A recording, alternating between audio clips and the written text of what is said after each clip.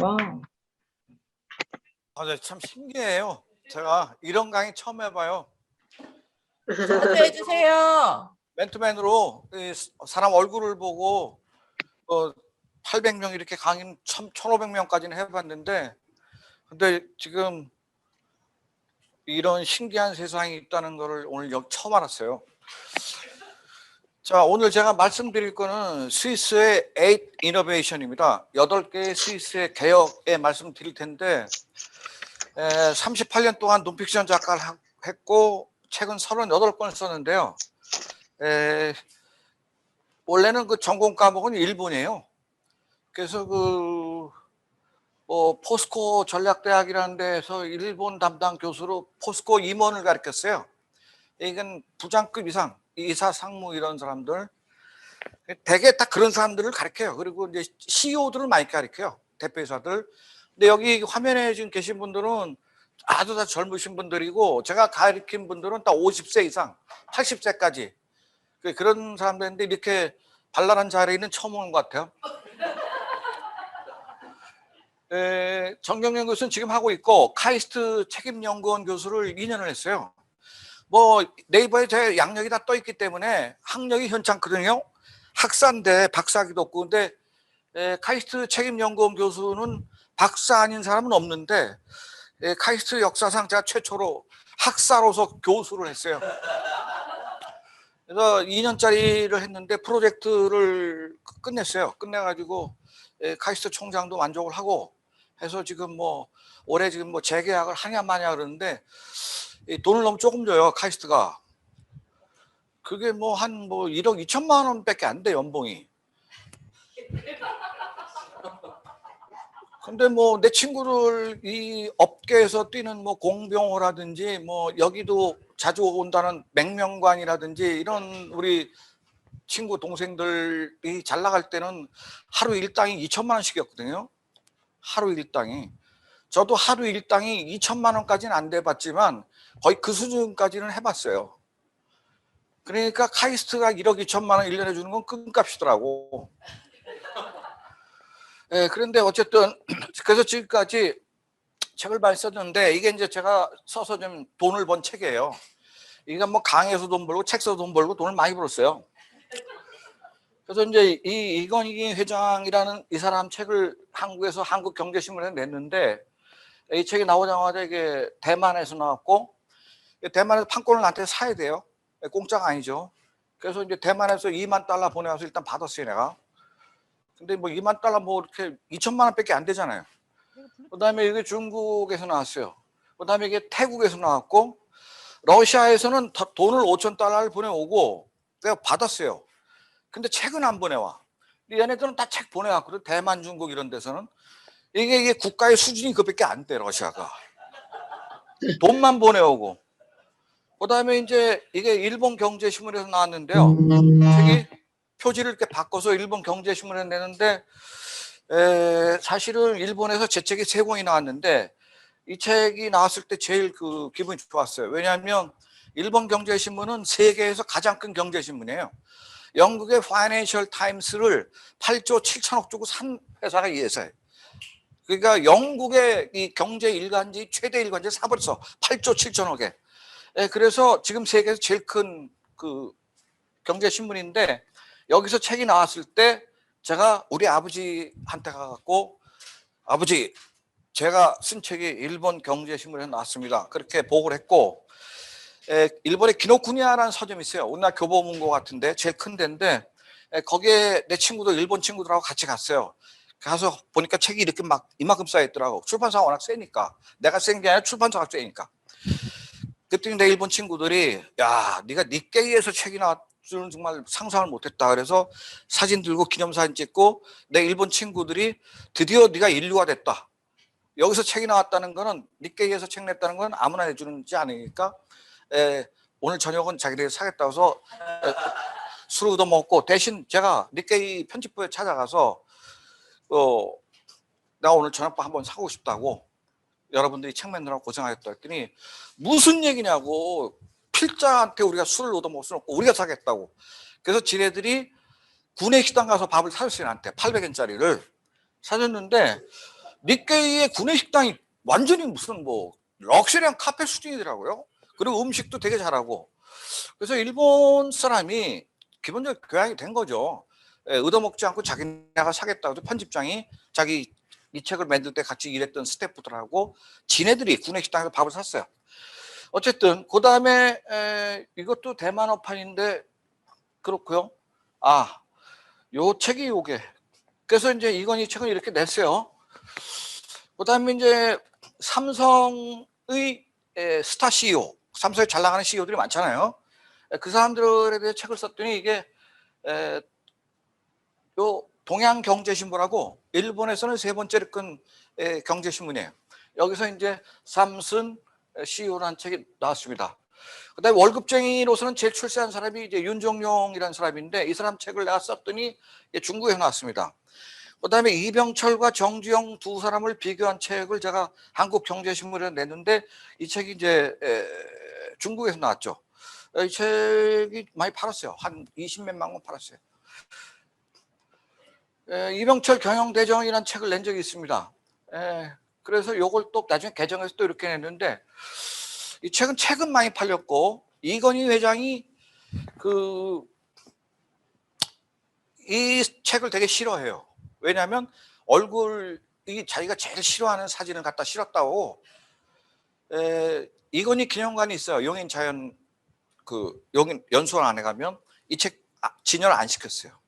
기분 나쁘다고 표정이. 그래서 이 사진이 되게 싫어해. 이 얼굴 우는 상이라고. 자, 어쨌든 자기 아버지 책을 썼으니까 이건희 회장이 이 책을 읽어봤대요. 근데 삼성 회장들은요 책을 이렇게 들고 있지 않아요. 신세계 이명희 회장도 책을 들고 있지 않아요. 성우가 녹음을 해. 그 책 전체를. 그래가지고 녹음 CD를 줘. 그러면 지가 듣다가 좀 지루하면 또 껐다가 다시 듣고 그래요. 이건희도 마찬가지예요. 자기가 직접 보지 않아요. 나중에 늙어서는 이거 다 읽고 난 다음에 딱 한마디 했대. 잘 썼다. 그래서 삼성 이건희 그 비서실에 근무하는 내 친구 전부인데 나한테 전화가 왔더라고. 우리 회장이 최고 칭찬이 괜찮다 이 말인데 잘 썼다 잘했다는 말은 평생 해본 적이 없대. 그래서 이건희가 그 말을 딱 하는 바람에 삼성에서 이 책을 3,000권을 사가지고 임원들한테 한 권씩 다 줬어요. 근데 내가 임원들 내 친구 방에 가니까 이게 꽂혀 있는데 읽어봤냐 했더니 안 읽어봤다더라고. 그다음에 이제 박정희 대통령에 대한 책을 썼는데 이것도 베스트셀러에 들어갔죠. 자, 뭐 이렇게 한데 이제 제가 좀 엉뚱한 구석이 있어서 이거는 제가 소설책으로는 처음으로 한번 써봤는데 2권짜리 웨인 부대원 꼬레앙이라고 프랑스에 웨인 부대가 있어요. 거기에 한국 출신이 130명이 근무하고 있습니다. 거기에 걔네들이 왜 갔는지 궁금해서 이 부대를 갔어요. 프랑스로 비행기 타고. 그러니까 파리에서 마르세유라고 있잖아요. 제일 남쪽에 지중해 마르세유까지 800km입니다. 차를 몰고 내려갔어요. 내려가서 거기서 좌회전을 딱 하면 오바뉴라는 데가 나오는데 그 오바뉴에 사령부가 있는데 그 사령부의 공보장교를 내가 만나가지고 이 책을 취재를 해서 이걸 2권을 썼는데 어쨌든 이건 33,000권 팔았어요. 팔기는. 적자는 안 받는데 제가 이거 취재하느라고 프랑스를 3번을 갔으니까 한 번 갈 때마다 한 일주일에서 열흘 정도는 시간을 투자했는데 쓰는데 한 4개월 걸렸고 그러니까 조금 손해는 봤어요 사실은. 근데 그냥 한번 해본 거예요. 그다음에 중국을 댕기면서 중국을 움직이는 CEO들이 누가 있나 이거를 이제 써야겠다고 생각을 해서 썼고요. 이 책이 이제 일본어판이 이겁니다. 이게 일본어판이 나오는데 제가 이 책을 쓸 때 하이얼 그룹이라고 있죠. 가전회사. 그 장 루이민 이거 회장인데 장 루이민한테 인터뷰 신청서를 보냈어요. 메일로. 그랬더니 그쪽에 답장이 왔는데 뭐라 하냐면 우리는 51%의 지분을 칭다오시 정부가 갖고 있기 때문에 우리가 인터뷰를 할 수 있는 권한이 없다. 칭다오시 정부의 허락을 맡아야 인터뷰를 해줄 수 있다. 그래서 제가 칭다오시를 가서 시정부에 가갖고 얘기를 했어요. 인터뷰를 하러 왔는데 니네들이 허락을 해야 된다니까 인터뷰 허락해달라 그랬더니 그 시 정부의 외사 판공실 주임, 우리나라 치면 홍보 담당 국장이 미안하지만 못하겠다. 그래서 왔어요. 오고 내 메일 보냈어요. 니네가 인터뷰를 거부했기 때문에 내 맘대로 쓰는 거다. 너희들이 나한테 대해서 가타부타 얘기하지 마라. 그리고 내 맘대로 써버렸어요. 썼는데 이 책이 일본에서 나왔는데 이게 광재당 출판사라고 긴자에 있습니다. 역사가 100년 된 출판사인데 굉장히 센 데라고 그러더라고요. 내 일본 친구들 얘기 따르면. 여기서 책이 나오니까 중국에 있는 하이얼 그룹의 장 루이민이 이 책을 나왔다는 걸 알고 읽어봤대요. 통역부 번역해가지고. 그러고 나서 어느 날 장 루이민 비서실에서 저한테 전화가 왔어요. 그 한국말 잘해요. 중국 여자인데 조선족이 아니더라고. 우리 회장님이 이 책이 일본에서 나올 줄은 전혀 생각을 못했는데 우리를 긍정적으로 잘 평가해서 너무 고맙고 그때 인터뷰를 안 해줘서 너무 죄송하니까 앞으로 또 책을 쓰실 기회가 있으면 칭다오 시정부를 격려하지 말고 바로 찾아오시면 됩니다. 그래 나한테 거짓말한 거예요. 칭다오 시정부 편들어서 한국은 우습게 보는 거죠. 근데 일본에서 책이 나오니까 애들이 우습게 못 보는 거예요. 근데 우리나라 국력이 아직 그 정도 수준밖에 안 되는 겁니다. 그래서 뭐 개성상임도 전혀 썼고 뭐 그렇습니다. 자, 오늘은 이제 유럽 명품 기업의 정실인데 근데 일본에 관한 쓴 책이 있구나. 오사카 상인들이란 책을 옛날에 낸 적이 있어요. 이게 신문 28군데에서 신문 나왔어요. 동아일보 전면으로 기사를 썼어. 허문명이라는 지금 논설위원이 이것도 이제 일본에 제가 취재를 몇 년을 댕길 때 썼냐면 정확하게 16년 차, 일본의 16년 차까지 취재를 하고 낸 내용이 이겁니다. 그리고 그 다음에 쓴 게 긴자에 있는 상인들. 그러니까 긴자를 여러분들이 가시면 1종목부터 8종목, 1종목, 2종목, 3종목, 4종목, 8종목까지 있거든요. 그 8종목까지 구간에 560개의 100년 이상 된 가게들이 있습니다. 560개입니다. 100년 이상 된 가게가. 그 가게를 그 기록치가 2km밖에 안 돼요. 그러니까 나 혼자 계속 왔다리 갔다 하면서 그 가게에 들어가서 취재를 한 겁니다. 취재가 잘 안 될 때는 내 일본 친구 불렀어요. 불러가지고 왜냐하면 그 오래된 가게들이니까 프라이드가 세요. 엄청 세. 예를 들어서 국어당 문방구 같은 경우가 있는데 국어당 일본말로 큐코도 값은 비싸다. 그러나 품질은 세계 최고임을 우린 자신한다. 이런 데가 있어요. 문방구인데 일본 천황이 자기 아들 딸이 장가가면 청첩장을 국어당에서 맞춰요. 종이의 지질 세계 1위, 종이의 칼라 도수 세계 1위, 디자인 세계 1위 이런 데예요. 문방구인데 근데 역사는 800년이에요. 내가 처음에 갔을 때 역사가 몇 년 됐냐고 그랬더니 역사가 너무 짧다고 그러더라고. 그래서 짧다고 그러면 보통 100년이거든요. 근데 사실 자기네는 1664년에 원래 동경에서 개업을 했지만 교토의 본사는 1240년에 문을 열었기 때문에 사실 800년의 역사를 갖고 있다고 하더라고요. 근데 역사가 짧다는 거예요, 나한테. 그래서 1664년 동경 출발이면 짧은 게 아니지 않소 그랬더니 교토 가면요 1000년 이상 된 가게가 6개나 있어요. 우리 같은 건 명함도 못 내밀어 이러더라고. 그래서 나중에 이제 이 아킨도 이 책이 이제 교토에 있는 기업들에 대한 책을 쓴 건데 교토에는 현재 200년 이상의 역사를 가진 가게가 3650개가 있습니다. 그래서 제가 이 책을 쓸 때 교토를 딱 20년 차 됐을 때 교토를 20년 그러니까 현재까지 제가 교토를 230번을 가봤거든요. 근데 230번 갔는데도 아직도 모르는 게 많아. 교토에 대해서. 아주 충격을 받을 때가 있어요. 근데 거의 웬만한 충격은 안 받죠. 워낙 오래 댕겼으니까. 그런데 최근에 어떤 책을 내가 읽어보고 내가 모르는 게 아직도 많구나 그런 생각을 합니다. 그다음에 이제 이걸 다 합친 게 일본의 상도입니다. 그래서 일본에는 오미상인이라고 있는데요. 이 오미상인 책은 제가 아직 못 썼어요. 오미상인은 원래 그 칠기 밥그릇하고 모기장을 팔아가지고 돈을 벌었어요. 그 집단은 약 한 2만 명 정도 됩니다. 그 사람들이 한 400년 동안 칠기 밥그릇과 그 모기장입니다. 이 세 개를 팔아갖고 만든 회사가 도요타 자동차입니다. 그거를 한국에 아는 사람이 별로 없어요. 지금 도요타 자동차는 나고야에 옆에 있는 도요타 시에 있어서 도요타 자동차인데 원래 그 뿌리는 오미 지방에서 약장사를 하던 집안이에요. 그 도요타 집안 자체가. 그래서 400년 동안 축적된 노하우 중에 첫 번째 노하우가 뭐냐면 남의 돈으로 장사를 하려면 집어쳐라. 이게 도요타 상인, 도요타 자동차의 무차입 경영이란 말입니다. 무차입. 남의 돈을 한 푼도 빌리지 않았어요. 지금까지. 현재 도요타는 빚은 한 푼도 없고 쌓아놓은 유보금이 300조에 달합니다. 현찰이. 이게 일대 때부터 이 모기장 팔고 모기약 팔고 하면서 쌓아놓은 전통이에요.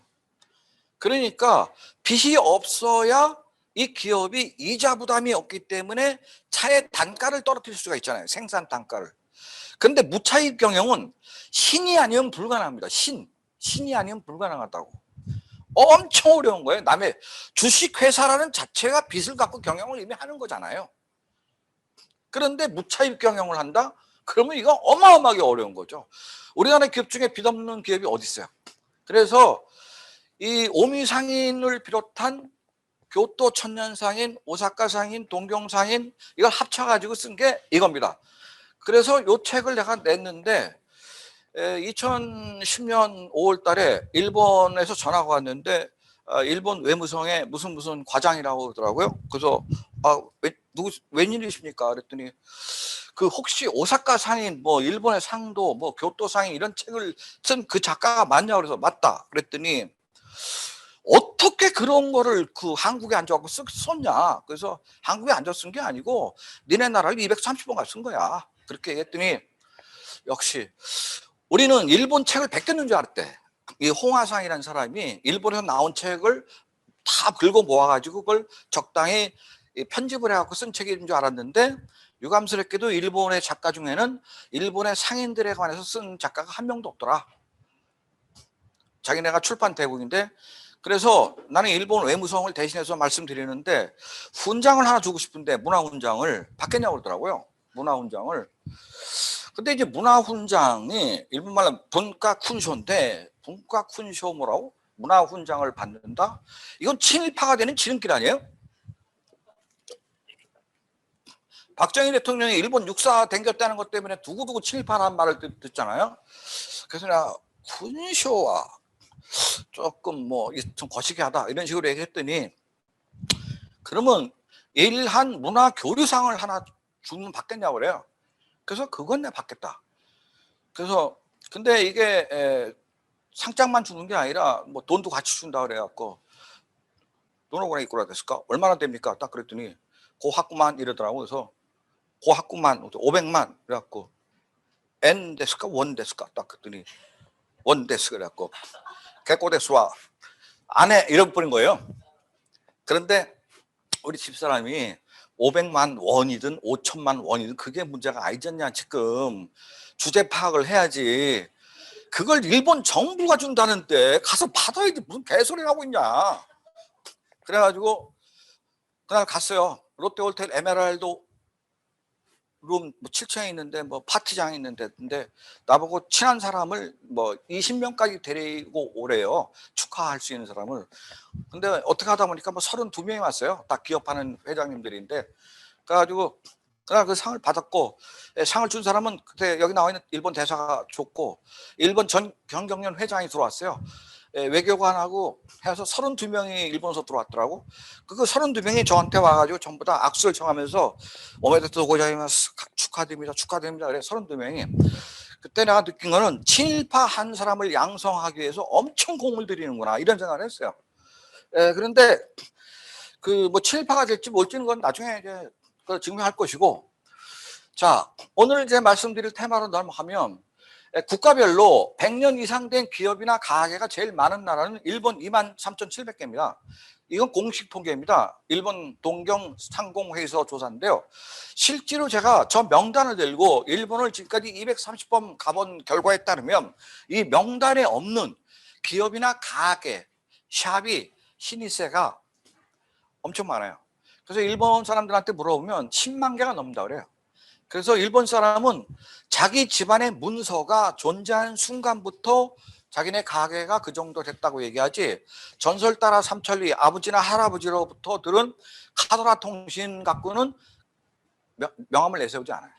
그래서 실제로 10만 개인데 이렇게 공식적으로 확인된 것만 쓴 겁니다. 중국이 1600개 사는데, 이거는 2008년도에 중국 상무부가 조사를 했어요. 일본의 노포 제도, 신입세 제도라는 게 있는데 우리도 그걸 하자. 그래서 이 사람들이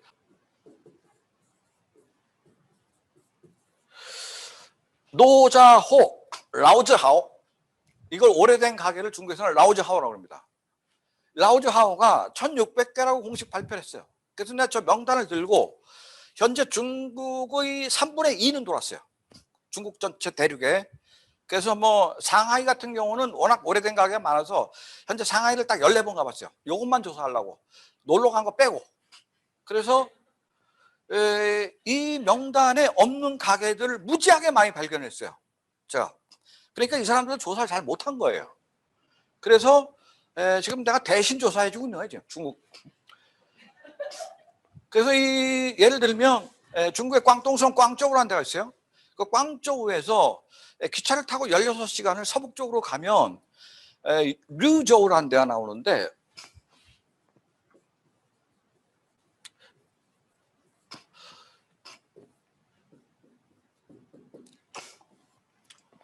류저우에 가니까 관가게인데, 사람 죽으면 들어가는 관이 있잖아요. 그 관가게인데 2500년 된 관가가 있더라고. 2500년. 그러니까 일본 애들도 이 앞에서는 그냥 깨갱하는 거죠. 중국 관은요, 럭셔리합니다. 금박하고 은박하고 훨씬 잘 만들어요. 칠기로 완전히 딱 짜가지고. 청나라의 마지막 실권자가 리홍장이라는 사람이었습니다.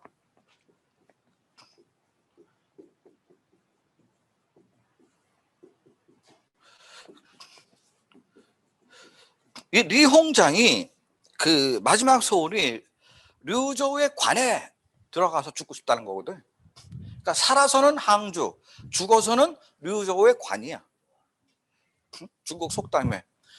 그래서 이 리홍장이가 청일전쟁을 해가지고 지금 우리나라 단원군 풍돌이, 그러니까 우리 단원 애기들 죽은 그 단원 그쪽 앞에 그 풍도라는 섬이 있어요.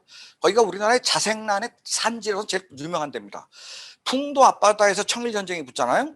최초의 전쟁이 거기서 붙었거든. 그러니까 우리나라는 국토를 빌려준 거야. 남의 나라 전장 때 힘이 없으니까. 그래서 청나라의 군대하고 일본 해군하고 붙었잖아요. 청나라에서는 7,335톤의 정원함과 진원함 두 개가 나왔어요. 사상 최대의 전함이 나왔습니다. 중국에서, 청나라에서. 일본에 2,000톤짜리가 나왔는데, 분명히 전함 자체는 영국제이기 때문에, 독일제예요. 독일의 그루프 철강이 맺는 거거든요. 그루프 철강. 최신의 함이었어요. 영국이 일본이 졌어야 돼 거기서. 근데 일본이 압승을 얻어버리거든요. 그때 리홍장이가 그 보고를 들어요. 자기가 이 청나라의 전쟁을 총지휘한 사령관이었으니까. 결국은 이 사람이 전쟁에 지면서 니콜라이 러시아 황제를 만나서 우리를 도와달라고 요청을 하러 갔는데 협상이 실패해요. 실패할 때 사동한테 자기의 관을 메고 가라고 그래. 그러니까 이 사람이 북경에서부터 모스크바까지 가려면 한 6,000km 나올 거 아닙니까? 뭐 기차 타고 가기도 하고 걷기도 하고 뭐 인력거도 타고 뭐 했는데, 그때 이 사람 나이가 73세이기 때문에 죽을 수 있어 중간에. 그러니까 관을 메고 갔는데, 그때 관이 바로 류저우의 관을 메고 왔어요. 결국은 돌아와서 바로 죽었어요. 자, 이게 중국입니다. 독일 887개, 미국 650개. 미국은 신생국가 치고는 이 오래된 기업이나 가게가 많은 편이에요. 그래서 제일 오래된 가게는 1630년에는 문을 연 셸리 플란테이션이라는 회사예요. 농장입니다. 지금도 있습니다. 1650년. 그걸 뼈도 있고, 그 다음에 5위가 스위스 350개입니다. 그 다음에 이태리, 뭐 네덜란드, 영국, 프랑스 뭐 있는데, 자, 현재 이 에리아는 전부 지금 제가 다 가고 있는 겁니다. 계속 끝없이. 지금 코로나 때문에 못 가고 있는데 6월 14일 날 제가 백신을 맞아요. 백신 맞고 바로 네덜란드 갑니다. 뭐 코로나는 뭐 백신 맞았으니까 안 걸리겠죠. 자, 한 달 전에 나온 책인데요. 백제인 금강조 일본 건축을 쓰다 천년 경영. 백제에서 건너간 한번 써볼게요. 저기 밑에 아, 출발. 오케이. 아, 여기 환경이 익숙하지가 않네.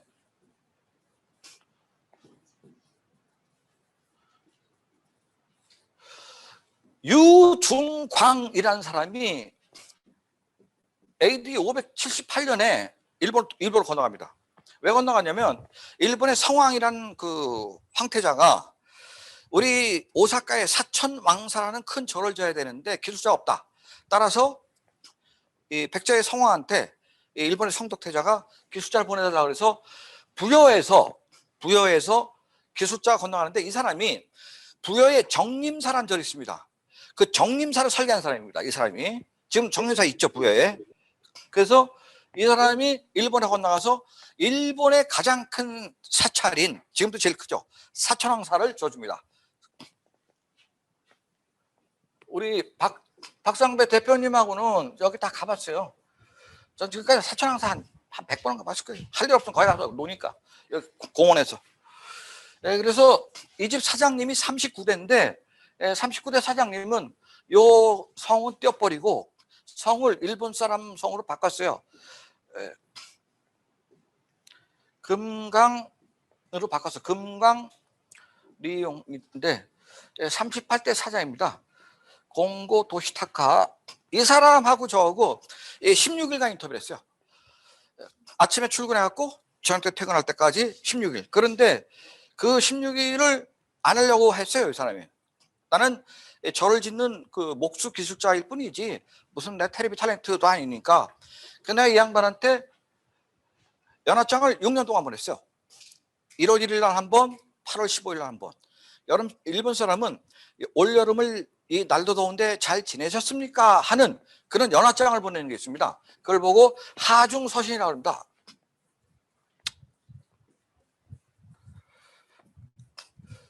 그래서 이거를 6년 동안 2번 보냈는데 뭐 연합장에다 제가 사인만 해서 보낸 건 아니고 친필 붓글씨로 내용을 딱 적어서 질문 1, 2, 3, 4, 5, 6, 7, 8, 30까지를 나는 이거 꼭 들어야 되니까 해주십시오라고 6년간 보냈더니 어느 날 전화가 왔어요. 아직도 나한테 관심 있나? 물론입니다. 내일 비행기 타고 올 수 있나? 가겠습니다. 오늘 밤이라도 가겠습니다. 저는 제주항공을 일본 연수를 한번 시켜서 제주항공 사장이 비행기표가 없을 때는 파이로트 옆에 앉혀서 보내줄 테니까 걱정하지 말라고 그랬어요. 그래서 티켓이 있기 때문에 한밤중에 날아갈 수 있어요. 더군다나 요새는 또 인천공항공사 사장이 내 고등학교 후배가 가가지고 인천공항공사 사장님한테 전화하면 바로 가. 자, 그래서 6년 만에 허락을 맡아가지고 16일 동안 인터뷰를 했어요. 그 이유는 1월 1일 날부터 1월 16일까지 자기네 집에서 큰 행사가 있는데 그 행사를 봐야 우리 집을 이해할 수 있다.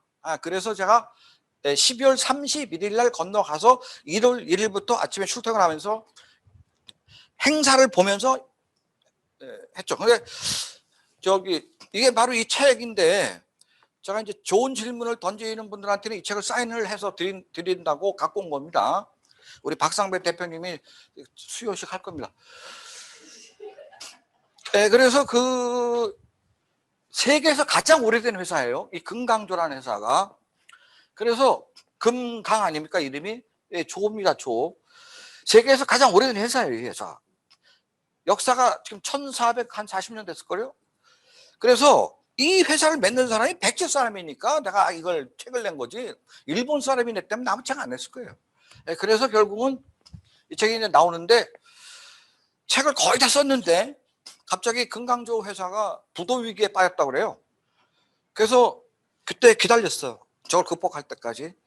그랬더니 얼마 있다가 39대 사장님이 돌아가셔 버렸어요. 그래서 초상을 치를 때까지 또 기다렸어요. 그래갖고 40대 사장이 취임식을 했는데 이 양반이 또 한 몇 달 있다가도 병원에 들어 누웠어. 근데 현재 들어놓은 지 지금 8년 돼. 식물인간이에요. 회사가 망한 데에 대한 충격이 있어요. 우리 조상한테 물려받은 회사를 1400년을 끌고 내려오다가 자기 때에서 망했기 때문에 죄책감 때문에 들어놓았어요. 그 사람은 나이 51년생밖에 안 되고 검도가 5단이야. 신체가 아주 몸이 끝내줘요. 그래서 그 사람 들어누워가지고 인터뷰를 하려고 해도 사람이 알아보질 못해. 사람은 식물인간이 돼버려갖고. 그래서 그 집 딸이, 내가 처음에 인터뷰했을 때는 중학교 2학년이었는데 걔가 스위스 국제학교를 다니고 있더라고 그 당시에. 근데 지금 커갖고 뭐 34살이 됐대. 그래서 이제 걔가 그 회사를 이제 물려받고 있어요. 그러다 보니까 이 책을 내는데 24년이 걸렸어요. 24년. 그래서 사실은 저거 쓰기 싫었는데, 왜냐하면 이렇게 오래 걸리면 작가 진이 빠져요. 그런데 문제는 이 책을, 이 금강조 사장님을 인터뷰해 본 사람은 대한민국에 나밖에 없어요. 인터뷰를 안 해주는 거예요, 이 사람이. 그 동아일보 기자도 가보고 갖고 그냥 기자들이 많이 갔어요. 내가 저 얘기를 월간조선에 조금 요약을 해서 썼거든. 썼더니 월간조선의 기사를 보고 간 거예요, 이 사람들이. 갔는데 동아일보 기자가 갔더니 이런 얘기를 하더래. 뭐 홍아무개 쓴 뭐 기사를 봤는데 인터뷰하고 싶다 그랬더니, 너 나한테 연하장 한번 보내본 적 있어? 홍하상이는 나한테 6년 동안 연하장 보낸 사람이야. 너는 뭐 난데없이 찾아와가지고 무슨 뭐 인터뷰하자고 그래? 그냥 내쫓겠어요. 다른 신문도 다 마찬가지. 그러니까 이거는 한국하고 일본하고의 앞으로 비즈니스를 하실 때요, 일본은 대바람에 뭐가 되는 경우가 없습니다. 공을 들여야 돼. 공을.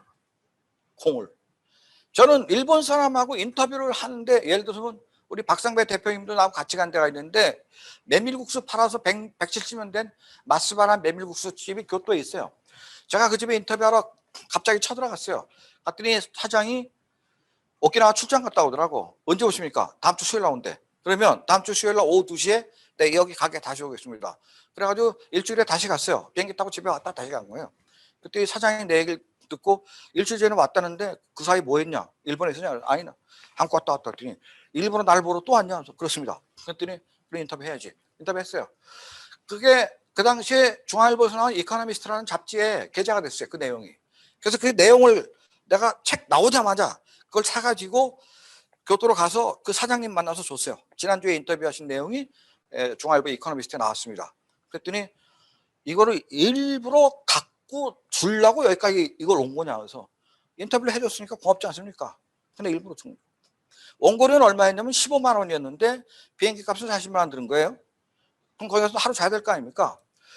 그러니까 이 사장이 조금 날 다시 보는데, 거기서 끝났으면 괜찮은데, 일본 연수를 지금까지 우리나라 기업체 사장님을 2,000명을 할 때 마스바 메밀국수 집을 자꾸 코스에 넣었어요. 왜냐하면 청어 메밀국수를 개발한 일본 최초의 가게이기 때문에. 청어, 메밀국수 안에 청어를 절여서 넣어요. 그걸 개발한 집이거든요.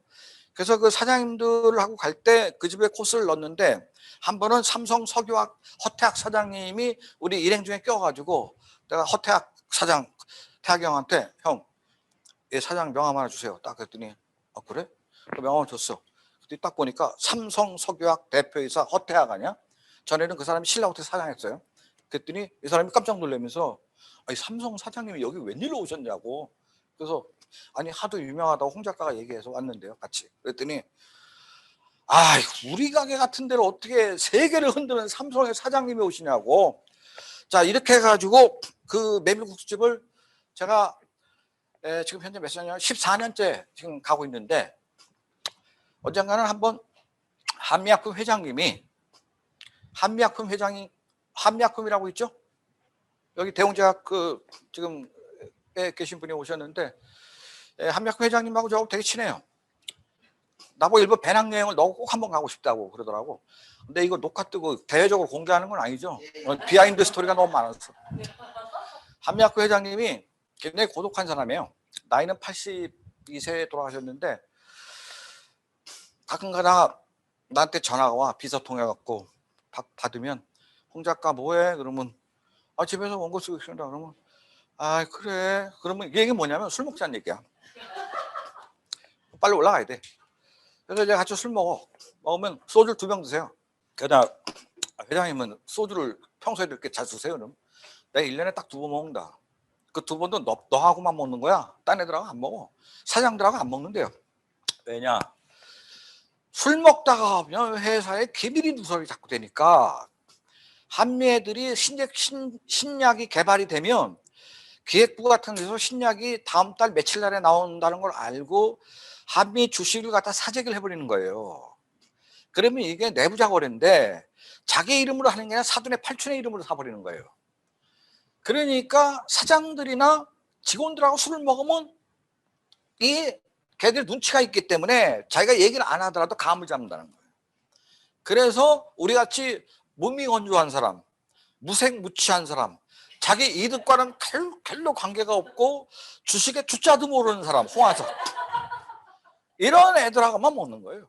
그래서 제가 일본에 배낭여행을 가고 싶다 해서 그 노인네를 모시고 그 집 둘째 아들하고 그 집에 조카가 또 상무인데 넷이서 일본 배낭여행을 갔어요. 갔는데 일본의 그 기온에 가면은 교토에 기온이라고 게이샤들 왔다 갔다 하는 동네가 있잖아요. 거길 가서 저녁 때 밥을 먹었는데 나오면서 야, 저 게이샤들 옆에 앉아서 좀 데리고 술 한번 먹고 보고 싶대. 아, 방금 전에 밥 먹기 전에 얘기를 해야지. 무슨 지금 다 밥 먹고 나서 지금 봉창 꿀긴 소리냐고. 근데 수상 같은 회장님의 명령이라 내가 거기에서 안 돼요. 딱 이러면 또 얼마나 허탈하겠어요. 그래가지고 게이샤는 분장을 하는데 8시간이 걸립니다. 이 얼굴에 목덜미에 나이팅게일 분을 발라야 되고 머리를 모모 아래 타래라고 그래서 이걸 올리는데 3시간 걸려요. 3시간. 그 다음에 옷을 입는데 1시간 이상 걸린다고. 옷이 12겹 아닙니까? 12겹. 그래서 12겹의 기모노거든. 내가 그랜날에 그런 책도 썼어요. 그러니까 8시간 전에 예약을 하는 게 아니라 보통 한 달 전에 예약합니다. 일본은 평균 2달 전에 보통 해요. 그리고 게이샤 요금이 또 있잖아요. 시간당 요금이 있고. 그래서 이게 안 되는 거거든. 근데 안 되면 되게 하라가 또 우리 대한민국 사람이잖아요. 그래서 내가 마스바 메밀국수집 사장이 딱 떠오르는 거야. 이 사람이 일본 전체에서 제일 큰 메밀국수 가게를 기원거리에 갖고 있는 사람이에요. 근데 제가 주간지 기사를 나왔을 때 비행기 타고 일부러 갖다 준 사람 아니에요. 그러니까 이 사람이 날 믿잖아요. 어느 정도는. 내가 딱 가가지고 어느 날 나한테 이러더라고. 홍상 몇 살이지? 그래서 소화 30년생이라고. 일본 말로 소화 30년생이에요. 한국 사람한테 뭐 1955년생 이런 말은 일본 사람은 그보다는 쇼와 산주세 딱 이게 더 빨라. 그랬더니 자기는 쇼와 니주 로쿠넨세이래. 소와 26년생. 나보다 4살 많다는 얘기야. 그런 말을 할 때는 무슨 뜻이냐면 지금부터 형이라고 해도 좋다 이 말이에요. 일본말은 내 맛이 쓰리 쿠션이 강해. 우리 한국 사람 됐다 이게 아니에요. 그건 절대 되지가 않아 일본에서. 나는 4살이 더 많은데 딱 그러면 바로 내가 니상 형 그러면 아니킨데요. 상대가 존중할 때는 형님 그러면 니상이라고 그래야 됩니다. 이마카나 니상 되쇼 딱 그러면 싹 갑자기 좋아가지고 동생 갑자기 이제 나부터 또 동생이래. 그래서 나 얼마 전에 비행기 하나 샀는데 그거 같이 타고 한국에 한번 가면 안 될까? 그래. 비행기 샀어. 메밀국수를 팔아가지고 아주 충격적인 게 많아. 그 나라는 아니 메밀국수 팔아서 어떻게 비행기를 살 생각을 하냐고. 아무리 경비행기라고 하더라도. 그래서 그 형이 딱 생각이 나길래 바로 기온거리에서 뛰어서 뭐 한 300m 붙으니까 가가지고 마스바 사장 계시냐고 그랬더니 전화를 연결했어요. 형님 나 이러저러한 일인데 한국의 유명한 제약회사 회장님이 게이샤하고 한 번만이라도 술을 따르는 걸 먹고 싶다고 하는데 될까요? 딱 그랬더니 급한 모양이구나 딱 그러더라고. 소다 수고쿠스 큐니 그래갖고 이제 굉장히 급하다 그랬더니 갑자기 딱 1분만 기다리래. 그랬더니 어느 게이샤 집에 딱 전화를 해가지고 내가 그쪽 지리를 잘 아니까 그 카드에 이런 데 있지? 안다 그랬더니 그 바로 옆집이고 먼저 들어가 있어. 나 금방 갈 거야. 그래가지고 거기 딱 들어가 있더니 지금 왔어. 그래가지고 한국에서 귀한 분들이 오셨으니까 잘 좀 부탁한다고. 자기는 그 관내에 유지야 유지. 이 사람이 메밀국수 그 자리에서 170년을 팔았으니까 4대를. 더군다나 뭐 비행기 살 정도 되니까 굉장히 센 사람이죠. 난 그 사람이 센 걸 언제 알았냐면 어느 날 같이 내가 이제 다른 인터뷰 건이 있어가지고 갔다가 그 집 가서 밥을 먹었어. 그랬더니 그 형이 나한테 오늘 호텔에 들어갈 거냐? 그렇다고. 밤에 들어가면 호텔 가서 자는 거냐? 그렇다고 그랬더니 야 그러지 말고 내가 저 조금 좋은 집 아는 데 있는데 거기 가서 놀다 가라. 그래서 놀러 갔어. 근데 첫 번째 제의는 가부키를 자기가 오늘 배우러 가는데 같이 가자는 거였어. 근데 가부키는 이제 이 동작이 아주 어려워요. 이게 뭐 다리를 이거 하나 드는데 막 5초에서 10초씩 걸리고 그래요. 노라는 일본의 악극인데 그거는 손가락이 여기서부터 요 배꼽까지 내려오는데 10분 걸려요. 내려오는지 안 내려오는지 잘 모르는 거예요. 그런데 내려오면서 이 표정이 10번도 더 바뀌어요. 그러니까 그게 예술이거든요. 예, 이제 그런 걸 배우러 가자 그러면 우리가 갑자기 머리 아파지지.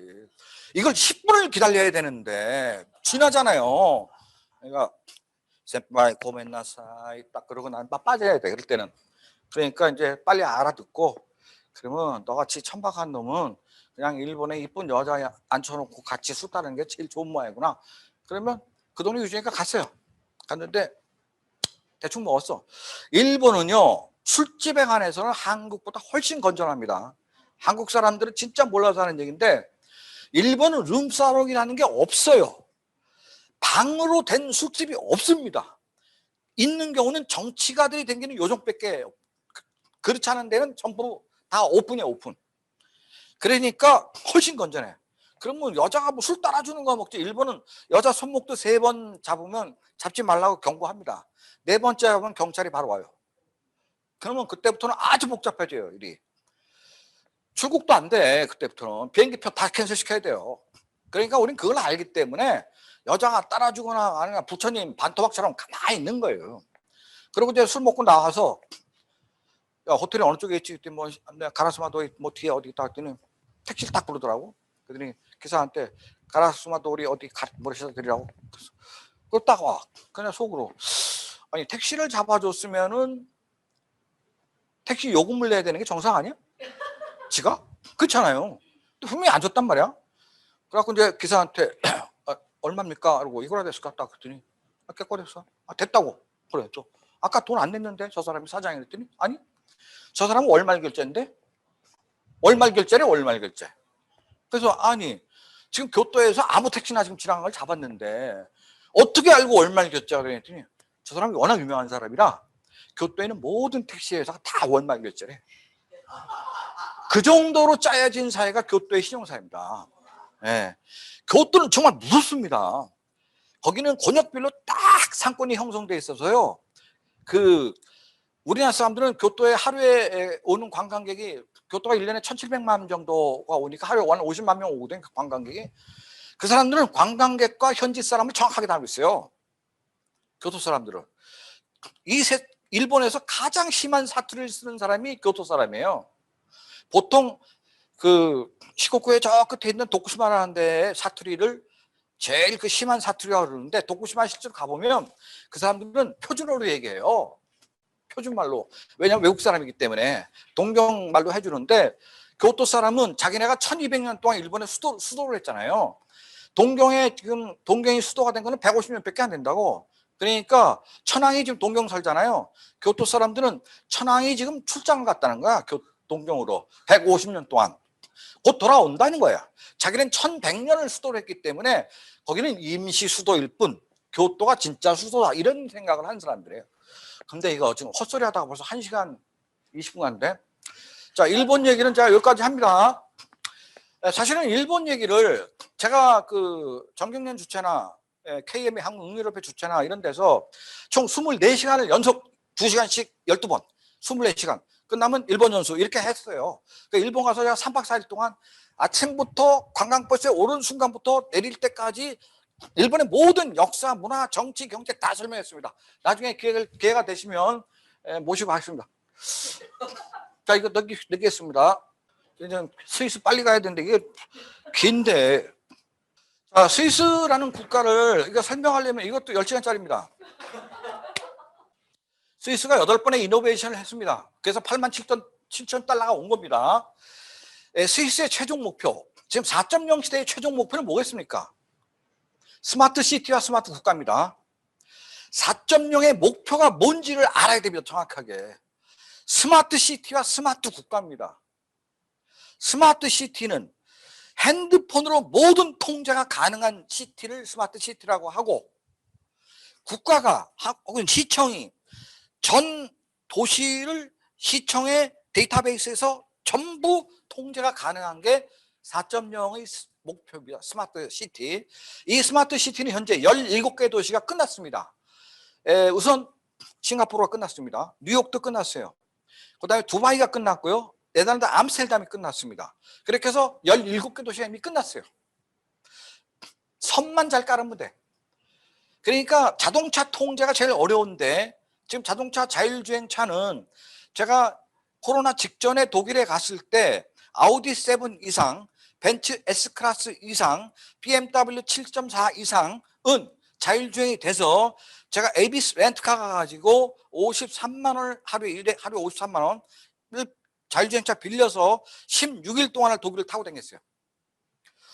진짜로 그 프랑크푸르트 시내가 그렇게 번잡한데 손 가만히 놓고 가만히 있어도 부닥치지 않고 잘 갔습니다. 문제는 차는 알아서 잘 하는데 문제는 I am. 내가 갑자기 조금만 그 번화한 데서 벗어나서 한적한 길로 가면 차 속도를 낸다고. 그러면 나도 모르게 손이 조금씩 올라가가지고 속도가 올라가면서 내 손도 같이 올라가고 핸들 잡게 돼요. 특히 고속도로 아우토반에서는 바로 핸들 잡게 돼. 그러니까 4.0이 와도 우린 적응 못해. 나는 안 될 것 같아. 죽을 때까지. 그런데 젊은 사람들은 하겠죠. 하겠는데 자, 이게 모든 것이 4.0 시대에는 스마트 시티가 되면은 다 통제 가능하다는 겁니다. 전 도시의 차량이고 뭐고 건물이고 뭐 다 통제 가능해요. 기차고 뭐고. 그래서 이 도시끼리의 4.0이 완결이 되면 그때는 전 도시를 묶어서 스마트 국가가 되는 거죠. 이게 4.0의 최고 목표, 마지막 목표입니다. 그거 하려면 인프라 구축하는데 돈이 어마어마하게 드는 거죠. 언제가 될지 모르겠어요. 그럴 때는 국토의 면적이 작은 나라일수록 유리해요. 그 작은 나라의 대표가 스위스입니다. 이 얘네들이 마지막 목표가 지금 4.0의 스마트 국가를 만드는 겁니다. 자, 인구 800만 명, 경남북, 우리나라 사이즈밖에 안 되고 소득 8만 3천에 올랐습니다. 자, 국가 경쟁력 지수가 세계 1등이라는 걸 주목해야 돼요. 제가 그래서 스위스를 강조하고 강의를 하고 돌아다니고 있는 겁니다. 자, 이거 국가인데 한번 그냥 맛보기로 통과. 자, 스위스 국가를 이렇게 읽어보면요. 별이 총총한 하늘을 넘어 뭐 우리는 이 땅에 살고 있다 뭐 이런 내용인데 저거 다 들어보면요. 무지하게 슬픕니다. 어느 나라 국가나 행복이 넘치는 국가는 두 나라밖에 없어요. 중국, 공산당이 만든 국가니까. 무조건 그냥 밟고 그냥 와장창 크게 나가는 거잖아. 그 다음에 미국 국가도 나름대로 좀 기쁘지만 좀 약간 슬픈 것도 있죠. 자, 스위스가 아까 우리 박상배 대표님 말씀대로 1830년 이전까지 소위 비엔나 조약 이전까지는 무지무지하게 못 살았어요. 왜 못 살았냐면 스위스 가보신 분 많이 계시겠지만 스위스는 가진 자원이 햇빛, 공기, 채소 세 개밖에 없습니다. 햇빛, 쨍쨍한 햇빛, 맑은 공기, 뭐 청정지역이죠. 그다음에 채소. 이 스위스는 채소도 잘 안 돼요. 알프스 만년설이 있어서요. 해가 쨍쨍하긴 한데 공기가 차, 냉해가 있다고. 그래서 채소가 잘 안 됩니다. 유일하게 잘 되는 게 감자입니다. 채소값이 스위스 무지하게 비싸요. 그래서 스위스가 그거 감자만 캐먹고 살잖아요. 근데 잔디는 잘 자란단 말이에요. 잔디가 지금 저항력이 강하니까. 그럼 잔디가 있으니까 소를 길러서 소가 우유를 짜서 치즈를 만들어서 감자하고 치즈로 버틴 게 스위스 사람들이거든. 그러니까 스위스 시골을 가보면 제가 이제 옛날에 젊었을 때 스위스 다닐 때는 차를 하나 빌려가지고 거기서 반드시 벤츠를 빌려야 돼요. 스위스에서는. 왜냐하면 도로가 1차선 도로인데 차 두 대가 간신히 비껴가는 데가 많아. 스위스 도로 상황이 되게 안 좋습니다.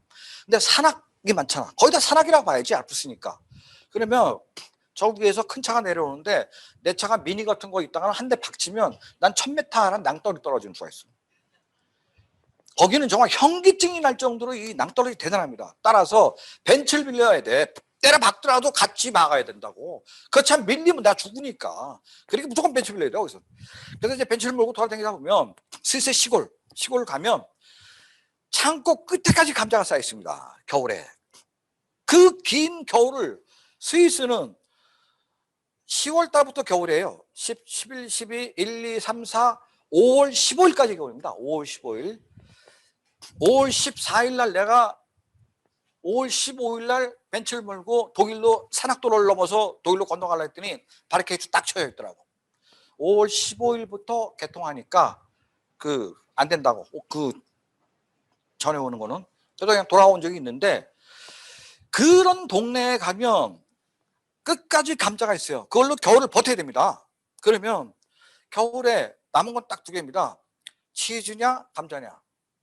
그래서 이제 이 사람들이 치즈가 먹다가 내버려두면 건조해지면 빳빳해지죠. 곰팡이도 피죠. 그러면 이걸 아까우니까 버릴 수가 없죠. 그러면 그걸 갖다 곰팡이를 벗겨내고 포트에서 넣고 끓이죠. 그러다가 이제 빵 쪼가리 먹다 남은 게 딱딱해지면 그걸 찍어서 먹잖아요. 그 이름이 뭐죠? 퐁디죠. 퐁디는 이태원에 가면 되게 비싼 요리로 팔고 있어요. 스위스에서는 잔반 처리, 먹다 남은 음식을 처리하기 위해서 먹은 음식이에요. 근데 우리나라는 그게 잘못 와가지고 엄청 비싸고 고급 요리처럼 돼버렸는데, 스위스 사람들은 그걸 버릴 수가 없기 때문에 먹은 거예요. 제가 차 몰고 있는데 내 친구하고 둘이, 혼자는 그 스위스는 못 가요. 위험해서. 한 사람은 옛날엔 지금 내비가 없을 때니까 저는 이 지도책 이만한 거, 미슐랭 가이드 지도 이렇게 두꺼운 거 들고 다니면서, 한 사람이 옆에서 지도 보고 50m 전방 좌회전, 800m 전방 우회전 이런 거 얘기하면서 가야 돼. 그런데 점심시간이 됐는데 유럽은 대개 오후 2시까지밖에 점심밥을 안 팔잖아요. 근데 시간을 딱 보니까 1시 20분쯤 됐는데 식당이 안 보여. 우리나라는 5분만 차 타고 나가도 삼겹살집 하나 다 있는데 그 나라는 안 그래. 유럽 다 그래. 창문 열고 동네 사람한테 가까운 식당 어디 있냐고 그랬더니 40분 가야 된대. 40분 차 몰고 갔어. 1시 55분에 2시 전 5분 전에 전속력을 다해서 도착하는 거예요. 갔더니 점심 뭐 있냐 그랬더니 두 가지밖에 없대. 감자 수프, 그 다음에 육포. 스위스는 산악국가가 돼가지고요, 이 산악 음식이 발달해 있어요. 육포 그래가지고 그것도 1인분 1인분밖에 안 나오대. 둘이 먹으니까 무조건 달라고. 감자 수프, 육포 왔어. 자, 감자 수프를 딱 떠 먹었는데 15,000원이에요. 그것도 저 커피 잔만큼 양이 그거밖에 안 돼. 국물 딱 떠 먹으니까 감자가 좀 썩은 감자야. 그래서 내가, 아니 15,000원짜리 수프를 팔면서 20달러짜리인데 이거 어떻게 이걸 감자 수프가 썩었냐. 그리고 아가씨 일로 와봐, 썩어서 먹어봐. 그랬더니 좀 맛이 조금 썩은 감자긴 하네. 그래. 그런데 이런 걸 왜 파냐고. 이거 지금 15,000원이면 아니 이제 자꾸 달러를 호주에 살다는 생각이 있어갖고 호주에 살다 와서 달러를 자꾸 800원으로 계산해. 호주 달러.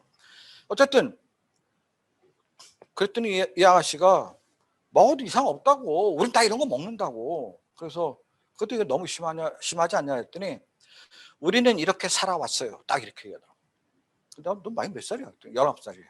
우리는 이렇게 살아왔다는 거예요. 아주 당차게 얘기를 해서 나가고 찍소리부터. 그리고 육포는 일단 이빨 부러지게 생겼어. 난 더군다나 이도 안 좋아. 지금 발음이 좀 안 좋잖아 벌써. 중간에 임플란트 틀리 뭐 이런 게 있어가지고 발음이 안 좋아. 난 육포는 포기했고 이빨 튼튼한 내 친구가 다 먹어버렸어. 그리고 그게 스위스거든. 그러니까 이 가난한 나라가 먹고 살 수 있는 방법이 뭐가 있겠어요? 용병. 자, 이게 스위스 용병입니다. 지금 보는 거는 바티칸의 로마 교황을 지키는 용병 105명의 명단이고, 요 창의 길이는 4.2m, 2.4m의 장창입니다. 전 유럽에서 가장 긴 창을 썼어요. 긴 창을 쓰려면 키가 커야 됩니다. 체력이 좋아야 되고. 전 세계에서 가장 긴 창을 쓴 사람은 일본의 마에다 토시에라는 장수인데 4.2m짜리 창을 썼습니다. 그러려면 체격이 커야 돼요. 힘이 좋아야 되고. 이 창을 쓴 거는 유럽에서 제일 길어요. 이 사람들이 쓴 게. 자, 이 사람들이 1506년에 교황 율리우스 2세가 자기가 이태리의 역사를 보면 교황의 왕권하고 교황권하고 전쟁이 1000년 동안 그 전쟁이에요. 그러니까 나폴리 공국, 무슨 뭐 제네바 공국, 이런 힘이 센 공국의 황제들이 이 가톨릭 수장인 교황이 자꾸 통반장을 자꾸 하려고 그러잖아요. 그러니까 메디치 가문은 아예 자기네가 교황을 2명을 배출해 버리잖아. 그래서 교황이 이거 지금 저 새끼들 나폴리에서 자꾸 쳐들어오니까 이 나폴리 이태리에서요. 이태리 민족이 아닌 라틴 민족이 아닌 민족이 둘이 있어요. 이태리 안에 하나는 나폴리 사람, 하나는 시실리 사람이에요. 얘네 둘은 그리스 사람이에요. 그리스 사람. 이태리 사람이 아닙니다. 그래서 제일 못 살아. 시실리도 못 살고 나폴리도 못 살아. 근데 시실리는 못 살 이유가 하나도 없어 원래. 왜냐? 시실리는 유럽의 곡창이라 그래. 농사가 너무 잘 돼서.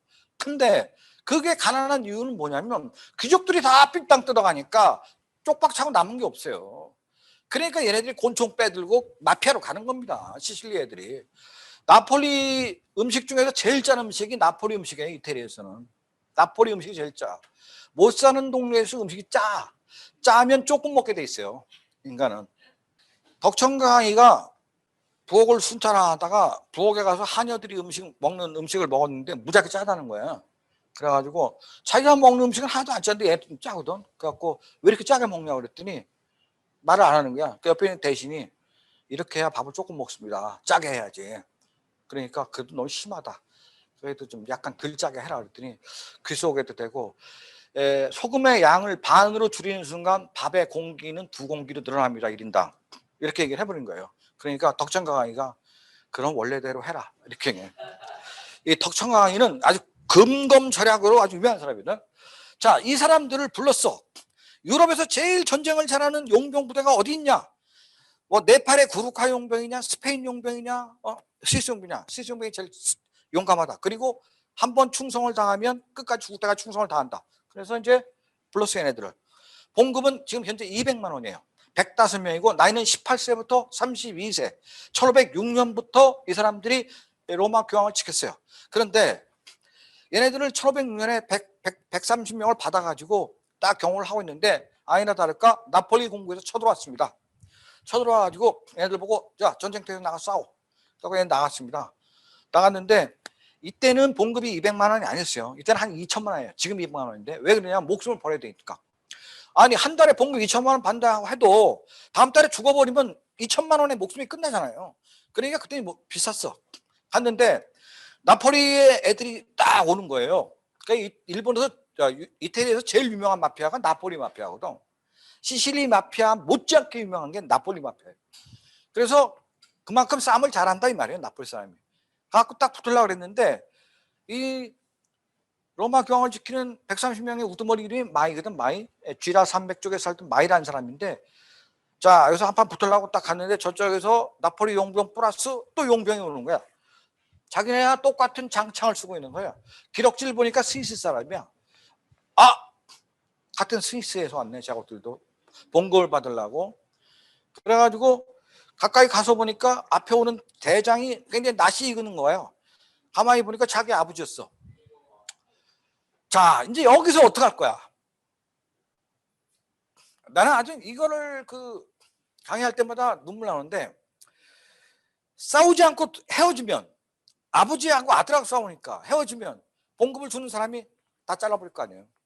그러면 고향 동네는 먹을 거라고는 감자하고 치즈밖에 없는데 우리가 봉급을 보내줘야지 그거 갖고 학교 다니고 뭐 생활 필수품도 사는데 안 싸우면 다 해고당할 것이고 싸우면 양쪽이 다 죽을 것이고 절반 이상 죽겠죠.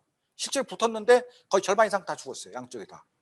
그래서 결국은 서로 중상으로 이제 전쟁이 끝난 거죠. 끝나서 이쪽이 이기긴 했는데 1506년부터 1830년까지 약 330년 동안 용병을 계속 받았습니다. 그게 바로 이겁니다. 자, 여기 사자가 지금 죽어 있습니다. 죽어가고 있어요. 헐떡헐떡. 여기 부러진 창이 꽂혀 있습니다. 그 다음에 여기 방패가 하나 놓여 있고 여기 창이 부러진 창이 찍어 있습니다. 자, 이 방패가 2개입니다. 하나, 요거 2개인데 여기 방패는 십자가가 지금 그려져 있습니다. 요거는 스위스 국기를 얘기하는 겁니다. 스위스란 국가를 지금 얘기하는 거고, 자, 스위스 국가를 지키기 위해서 용병이 팔려 나가가지고 전쟁터에 나가서 창에 찔려갖고 죽어가는 모습입니다. 이게. 그리고 여기에 지금 방패가 또 하나 있는데 여기는 백합이 그려져 있습니다. 이건 뭐냐면 부르봉 왕가, 프랑스의 부르봉 왕가가 1789년에 자유시민혁명군에 의해서 루이 16세가 마리 앙뚜아네트하고 같이 이제 나중에 단두대에 다 죽어버리잖아요. 그때 이 루이 16세와 마리 앙뚜아네트를 지키던 용병이 600명이었습니다. 스위스 용병이. 이 600명이 시민혁명군 30만이 밀고 들어오니까 600명이 아무리 전쟁을 잘해도 어떻게 이기겠어요. 그러니까 못 이기는데 그가 싸웠습니다. 싸우다가 전원전사에서 전원전사하고 루이 16세하고 마리 앙뚜아네트는 포로로 잡혔죠. 바로 루이 16세의 부르봉 왕가의 문양이 그려져 있는 백합의 방패입니다. 그러니까 얘네들은 루이 16세를 지키기 위해서, 그 왕가를 지키기 위해서 전쟁터에서 목숨을 이렇게 죽어가는 겁니다. 이게 루체른이라는 데 가면 카페르 다리 바로 앞에 이게 그려져 있습니다. 제가 한 5년 전쯤에 여기 처음 가갖고 나는 뭐 유명한 조각가가 이걸 만들어놨냐 알았더니 이걸 읽어보면서 스위스가 이렇게 비참한 역사가 있었구나, 그런 걸 처음 알았어요. 자, 그래서 이 사람들이 언제까지 아버지와 오빠의 피를 팔아서 먹고 살 거냐? 지금부터 산업을 개편해야 된다. 그래서 시계와 제약을 선택합니다. 왜 시계와 제약이냐면 알프스 산맥은 겨울에, 여름에도 마찬가지지만은 그걸 5,000m를 넘어가려면 얼마나 힘들겠어요. 그냥 개인이 넘어가도 힘든데 이 배낭 속에 넣고 가서 잘 사는 프랑스나 영국이나 독일이나 이런 나라에 가장 부피가 작으면서 값이 비싼 게 뭐냐, 그걸 찾은 게 시계하고 제약입니다. 한 배낭의 시계를 롤렉스나 바스론 콘스탄틴 같은 시계를 갖고 가면 몇백억을 벌어올 수 있습니다. 바스론 콘스탄틴은 시계 하나 값이 3억에서 5억 합니다. 그거 100개만 메고 가도 300억을 벌 수가 있어요. 그 다음에 제약도 지금은 제네릭 때문에 제약값이 싸졌지만은 옛날에는 제약이 엄청 비싼 거였다고. 그래서 시계와 제약을 선택합니다. 자, 이거는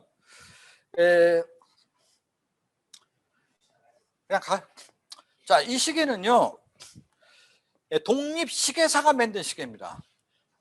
자, 그래서 이 스위스에는 독립시계사라는 직업을 가진 사람이 150명 있는데 이 사람들이 혼자서 시계의 420개 부품을 여름부터 겨울 초입까지는 농사를 짓다가 한겨울이 되면은 할 게 없으니까 시계를 만들었어요.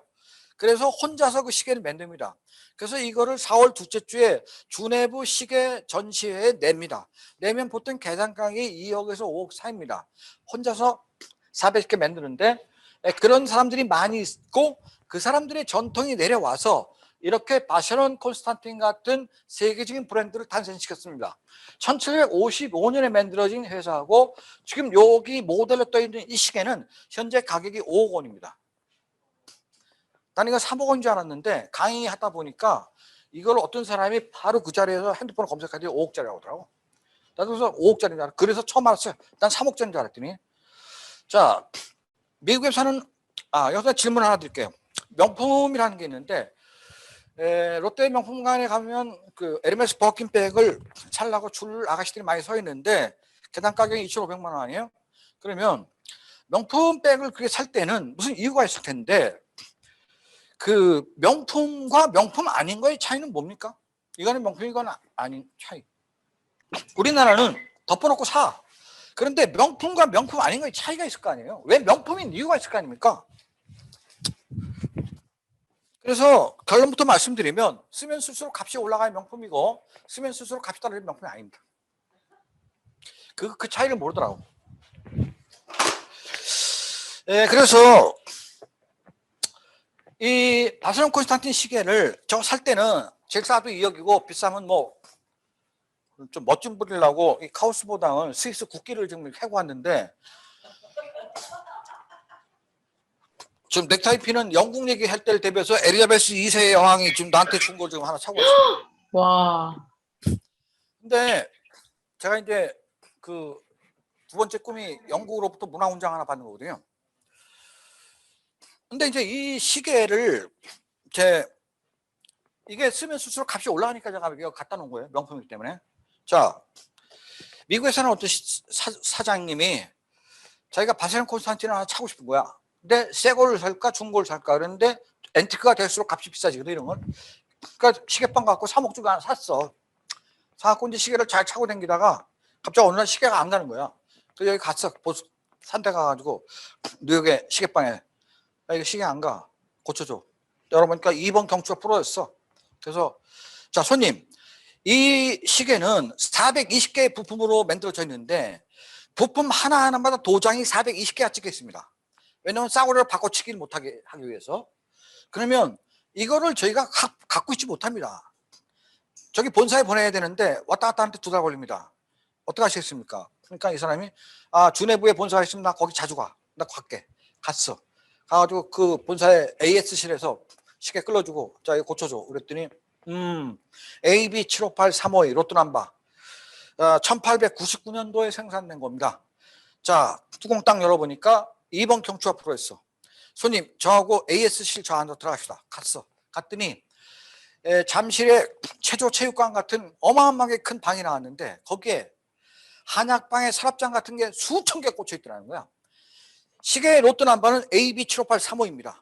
그걸 향해서 딱 갔어요. 서랍을 뺐습니다. 딱 뺐더니 기름종이에 쌓인 나사가 하나 있더라는 거야. 그 기름종이 딱 풀러보니까 거기에 2번 경추가 딱 들어있더라는 거야.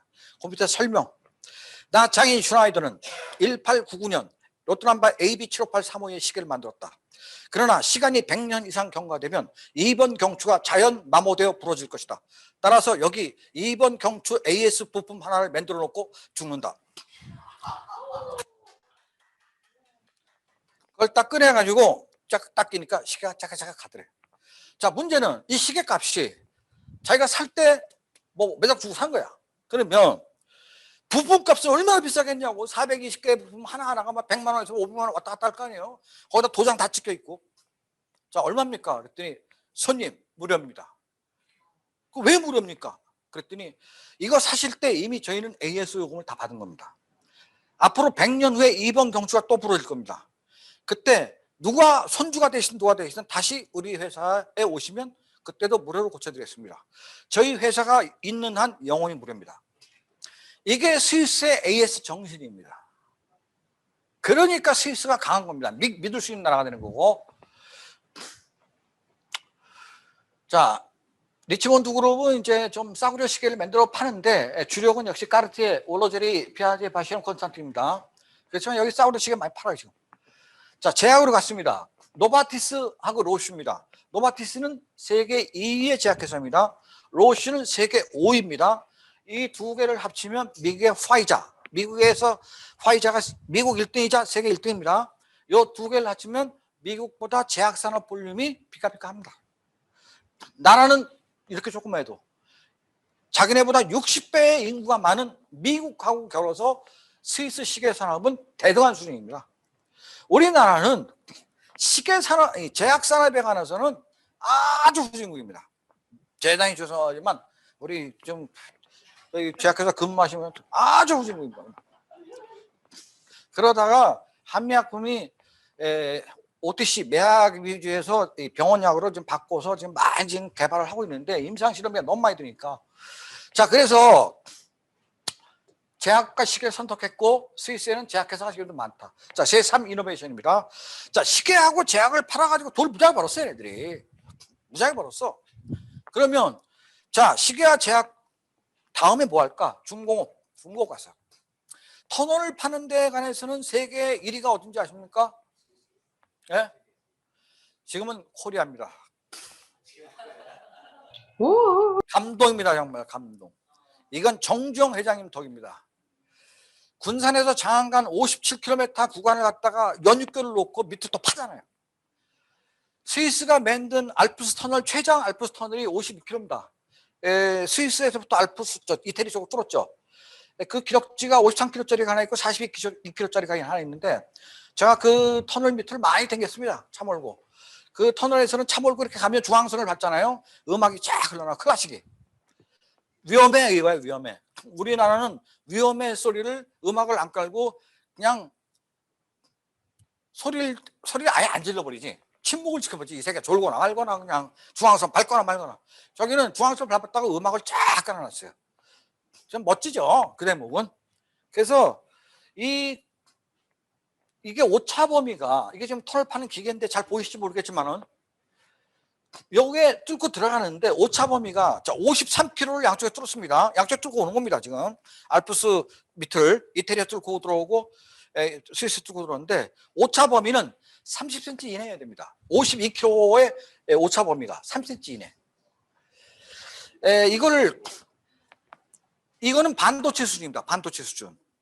여기 혹시 반도체 업종에 근무하신 분이 계실지 모르겠는데, 제가 삼성전자의 임원한테 1기가 반도체 회로를 펼치면 그 회로의 길이가 어느 정도 몇백 킬로 나오냐 이렇게 물어본 적이 있습니다. 그랬더니 이 삼성전자의 임원 기술자 출신이 내가 태어나서 처음 듣는 질문이라고, 반도체 회로의 길이를 물어본 사람 처음 봤대. 근데 짐작컨대 아마 여기서 하와이 정도 갈 겁니다. 그렇게 얘기하더라고. 그러면 여기서 하와이 가는데 회로의 오차 범위가 몇 cm 정도 벗어났을 때 이거를 분량으로 칩니까? 그랬더니 30cm에서 50cm 정도 될 겁니다. 그러면 얘가 52km 뚝 들어갔는데 양쪽에 에라 범위가 30cm라면 거의 이게 반도체 수준이에요, 사실은. 나중에 잘 계산해 보세요. 지금 계산이 잘 안 되시죠? 나도 그 계산에서 3일 걸렸어요. 그래서 이 정밀도에 관해서는 어마어마합니다. 일본 애들이 머리카락의 1000분의 1mm의 철사를 깎았어요. 머리카락의 1000분의 1. 그래갖고 스위스에 보냈어요. 스위스요, 이제 정밀 금형의 시대는 끝났다. 이제 패권은 우리에게 넘어온 것이다. 봐라, 이 철사를. 딱 이렇게 보낸 겁니다.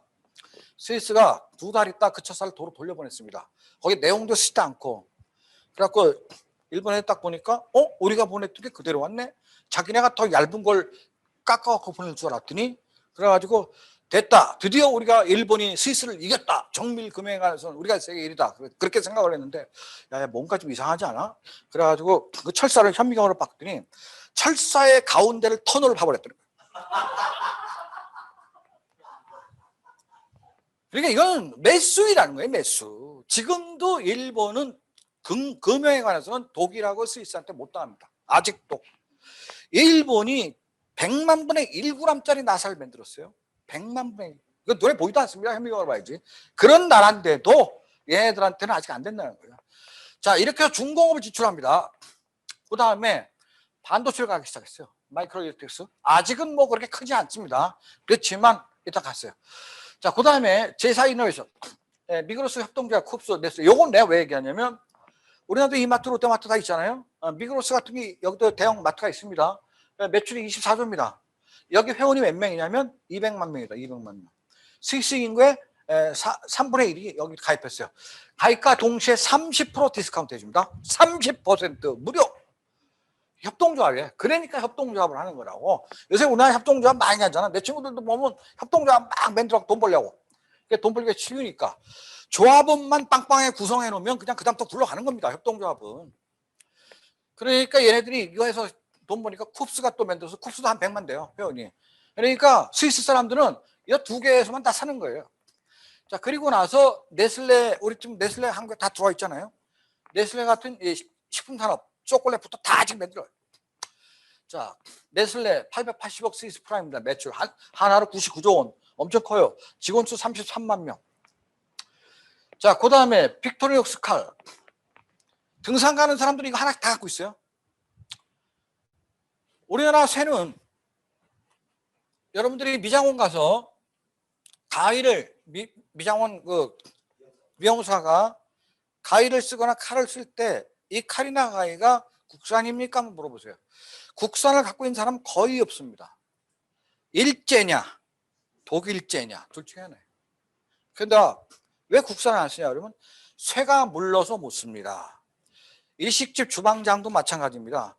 내가 물어봤을 때 국산 칼 쓴다는 사람 내가 현재까지 본 적이 없습니다. 왜 안 쓰냐? 쇠가 물러서 1년, 2년도 못 간다. 그래서 아직 우리나라는 포스코가 쇠가 나쁜 것 같다. 나는 이렇게 생각을 해요. 빅토리우스 칼은 그 정도가 아니죠. 그 다음에 신젠탕으로 농약입니다. 전 세계에서 가장 큰 농약회사가 어딜까요? 미국이죠, 미국. 갑자기 또 생각 안 나네. 그 청양고추 있죠? 청양고추가 충남 청양에서 만드는 겁니까? 아니죠. 경북 청송과 경북 영양 두 구간에서 나는 게 청양고추죠. 이 청양고추가 메이드 인 코리아입니까? 메이드 인 USA입니까? USA죠. 그 USA의 맛을 설계해 준 게 어느 나라, 어느 회사예요? 몬센토죠? 몬센토. 미국이죠. 매운맛의 단위는 스코빌이라는 지수가 있습니다. 스코빌. 그래서 청양고추는 스코빌 지수가 6,000입니다. 6,000. 6,000에 맞췄을 때 한국인이 가장 맛있다고 느껴요. 인도 고추는 스코빌 지수가 얼마쯤 될까요? 인도 고추는 30만입니다. 스코빌 지수가. 멕시코 고추는 얼마쯤 될까요? 50만입니다. 한국 사람은 매운 걸 잘 먹는 민족이 아닙니다. 우리가 착각하고 있는 겁니다. 근데 그 매운맛을 설계해 준 게 몬산토, 미국 몬산토가 해줬는데 우리가 지금 몬산토에 갖다 준 로얄티가 현재 4천억 원 넘습니다. 그러니까 우리나라 청양고추는 한국 사람이 맺는 게 아니에요. 그러니까 이게 지금 식품 종주권이 없어요. 지금 우리나라 없는 게 무지 많아. 그러니까 이게 몬산토가 세계 1위고 신젠타가 세계 2위입니다. 스위스의 신젠타가. 그러니까 얘네들은 못하는 게 없어 도대체. 이런 것까지 다 그 설계를 해버리고 있으니 신젠타 세계 1위입니다. 자, 이건 그냥 하고. 스포츠 용품에 관해서도 거의 전설적으로 잘하십니다. 왜냐하면 산악 스포츠가 발달해서 스키 같은 게 엄청 발달했잖아요. 우리가 강원도 평창에서 타는 스키 이런 거 갖고는 저희 가면 그냥 죽어요. 이게 고바위가 엄청 많기 때문에. 자, 그 다음에 발리 구두까지 잘 만들고 있어요. 근데 제가 돈 잘 벌 때 이제 발리 구두 사서 신어봤어요. 근데 결론적으로 말씀드리면 저번에 신고 그 무릎팍 관절 다 그냥 망가지는 줄 알았어요. 발리 구두 아무리 좋아도 맞춤을 신어야지 기성품을 신으면 절대 안 됩니다. 왜냐하면 사람 발은 왼쪽 발 오른발이 똑같지가 않아요. 같은 자기 발이라도 힘을 조금이라도 주는 쪽 발이 0.01mm라도 크게 돼 있다고. 그리고 뼈가 발달한 게 서로 틀려. 발 뒤축을 보면 오른쪽 발 왼쪽 뒤축이 똑같이 달지가 않아요. 모양새가 틀리게 달지. 이거는 자세도 잘못됐고 관절이 잘못됐기 때문에. 따라서 이 발리구두가 그렇게 비싼 걸 갖다가 제가 돈 좀 번답시고 큰맘 먹고 그냥 돈 천몇백만 원 내고 샀는데 그냥 한 일주일 신고 일본에서 3일까지나 참았어. 일주일째 도저히 못 참겠더라. 한솥이나 그냥 싸서 딴 데 넣고 거기서 구두 운동 하나 사시었어요. 자, 그러니까 발리 이런 구두는 구두 파서 2조 원이라는 거 아니에요. 자, 제5 이노베이션 태양광 비행기로 왔습니다. 자, 지금까지는 그야말로 제조업을 했어요. 그런데 여기서부터 돈을 더 벌겠다. 태양광 비행기. 자, 이거 동영상이 다 있는데, 자, 요게 바둑 알만한 지별판이 20만 개가 각각 붙어 있습니다. 그 태양광으로 열을 받습니다. 그러면 낮에는 날아가고 밤에는 배터리에 저장을 해가지고 밤에도 날아갑니다. 기름은 한 방울도 넣지 않습니다. 제주항공이 인천 오사카를 28만 원에 이코노미를 뛰고 있습니다. 그러면 아시아나 항공은 인천 오사카를 42만 원입니다. 그럼 아시아나는 타면 밥도 주고 생수도 주고 커피도 주고 신문도 있습니다. 제주항공은 생수 돈 내고 사 먹어야 되고 신문은 아예 없고 아예 없습니다. 거기는 주는 거 아무것도 없어요. 그러니까 제주항공 사장한테 뭔 소리야? 야, 딴 건 몰라도 신문은 좀 실어라. 내가 외국 갔다 와서 뭐 유럽 같은 데 갖고 한 달 동안 하고 있다가 오면 제일 궁금한 게 한국 소식이니까 신문 보고 싶다. 그랬더니 걔가 형님, 조선일보 싫으면 동아일보 없냐 그러고, 동아일보 싫으면 한국경제 없냐 그러고, 조선일보 옆에 있는데 저거 나도 봐야 되는데 한 번만 싫으면 손님끼리 쌈나고, 그러니까 아예 안 신다는 거예요. 커피 생수 다 없습니다. 아무것도 없어요. 왜냐? 비행기 무게를 줄이려고. 비행기 무게를 줄여야 항공료가 조금 들어가. 그래서 28만 원이라는 이 싸구려 요금이 성립이 돼. 제주항공 저 아시아나처럼 커피 주고 밥 주고 신문 싣고 이러면 무게가 많이 나가기 때문에 40만 받아야 돼. 얘는 항공료 한 방울도 넣지 않습니다. 날라다닙니다 지금. 자, 이게 화물 300톤, 인간 350명을 싣고 다닐 힘이 없어요 아직은. 그런데 그 힘이 곧 생길 겁니다. 이게 생기면 어떻게 되겠습니까? 항공유로 날아다니는 비행기들은 경쟁력이 없어요. 이제부터는 다 이걸로 바꿔야 돼. 무서운 시험을 하고 있는 거죠. 미국은 여기에 쫄아가지고 수소로 날아가는 비행기를 이미 개발 완료했어요. 3년 전에.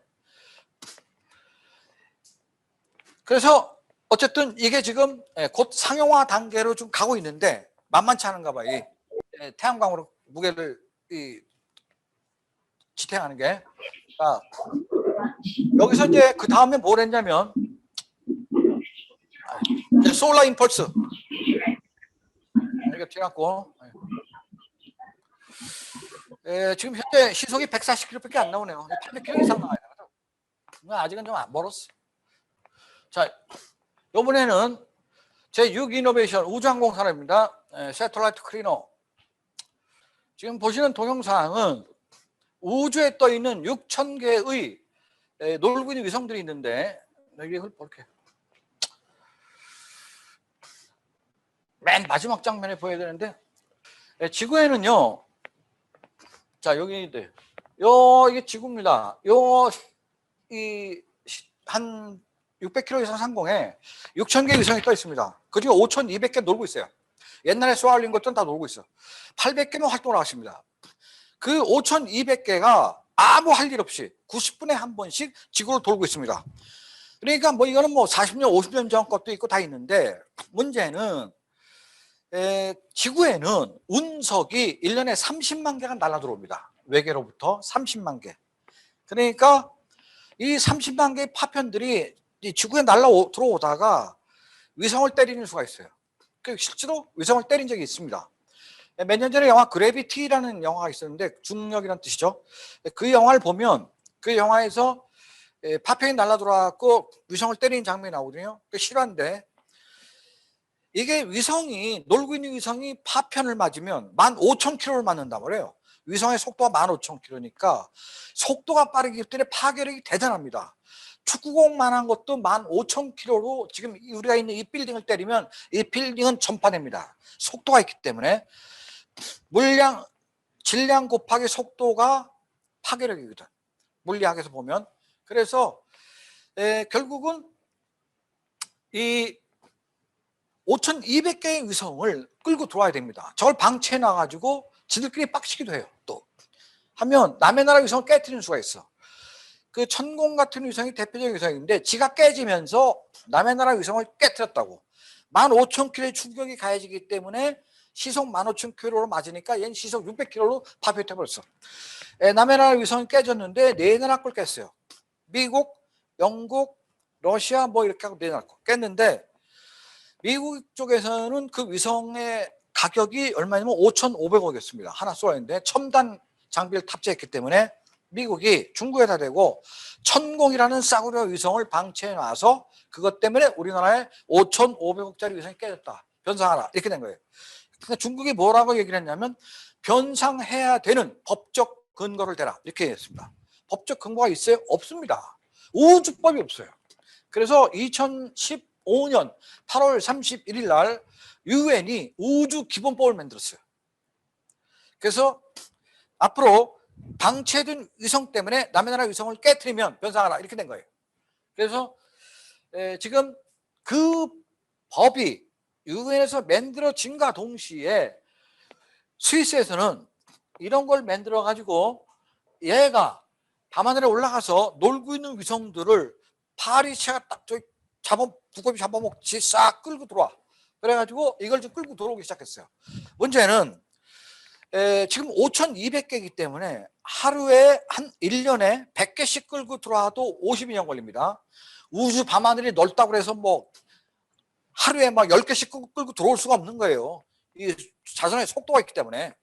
그래서 자 1년에 100개씩 50년 걸리는데, 문제는 지금도 매일 위성을 쏘아 올리고 있어요. 국가별로 막. 오늘 쏘아 올린 위성도 10년 후에는 그것도 끌고 들어와야 돼. 그때 되면 전자과학 기술이 너무 발전해가지고 구닥다리가 돼버린다고. 그러니까 지금 끌고 들어오고 와야 될 게 5,200개인데 앞으로도 끌고 들어갈 게 매일 발생하고 있는 거예요. 한마디로 무한 블루 오션 산업을 열어버렸어요, 얘네들이.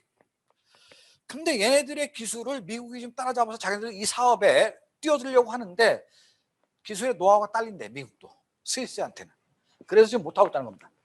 자, 제7 이노베이션. 지금까지 있는 산업만 가지고도 돈을 잘 벌었어요. 그런데 이노베이션을 컨벤션 많이 하잖아요. 다보스 포럼 많이 아시죠? 1월 달에 하는 거. 입장료 7,500만 원입니다. 다보스 포럼에 입장료 7,500만 원 1인당. 하나그룹의 김승현 회장님이 작년에 갔는데 11명 데리고 갔더라고. 자기 직원들, 사장들인데 그 사람들까지 자기까지 합치면 12명 7,500만 1억입니다. 10억입니다. 10억. 입장료만 직원들까지 해서. 갔더니 이 양반은 모텔을 아예 통째로 빌렸더라고. 5층짜리를. 그래서 그 모텔 값이, 다보스가 인구 5,000명 사는 마을인데 한겨울에 다보스 포럼 할 때는 호텔비 한 10배 뜁니다. 그냥 너무 많이 오니까 입장료 이렇게 내고도. 그래서 지금 다보스라는 이 시골 마을이 이 한겨울에 벌어들이는 돈이 거의 1조 가까이 됩니다. 요 포럼 하나 가지고, 다보스 포럼 하나 가지고. 이 슈밥 회장이 이걸 만들었는데, 다보스 포럼은 회비가 문제가 아니라 회원사의 회비가 더 큽니다. 회원사가 20억씩 내야 됩니다. 기본빵으로. 회원사가 지금 한 수백 개인데 그거 가지고도 충분한데 입장료를 또 이렇게 많이 받아. 그래서 이거에 이제 재미 들려서 다보스 포럼을 비슷한 게 뭐가 있냐면 루체른의 4.0 포럼이 생겼어요. 스위스 4.0. 저것도 입장료 비슷합니다. 저것도 만든 사람이 다보스 포럼을 만든 슈밥이 만들었어요. 똑같이. 슈밥이라는 사람은 인간 브로커입니다. 인간 브로커. 사람과 사람을 연결해주는. GS그룹 허창수 회장이 해마다 가는데 왜 가겠어요? 물론 대한민국 기업을 대표해서 자기가 정경련 회장이니까 가는 거죠. 그렇지만 자기도 기업을 하잖아. 그러면 자기가 협력해야 될 회사의 기업의 CEO들, 오너들을 만나야 될 거 아니에요. 그 다음에 해당 국가에 진출하려면 그 나라의 장관도 만나야 될 거 아니야. 국무총리도 만나야 되고 대통령도 만나면 더 좋고. 그래서 좀 안면을 좀 튀어내야 될 거 아니에요. 어차피 돈은 다 해외에서 벌어야 되니까. 그래서 우리나라 기업 회장들이 거기 갈 수밖에 없는 겁니다. 또 슈밥 회장한테 연회비 20억만 내라 그러는데 자기는 30억짜리 특별 회원이 되면 슈밥 회장이 알아서 또 중개를 잘 해주잖아요. 이 사람은 뭐 세계적인 글로벌한 인물이니까. 그래서 이런 포럼이 내가 적다 다 못 적었는데 350개 있더라고. 스위스에. 자, 그래서 스위스는 이런 컨벤션만 갖고도 버는 돈이 얼마인지 모르겠어요. 계산이 안 돼. 너무 많아가지고. 자, 이게 다 전시회입니다.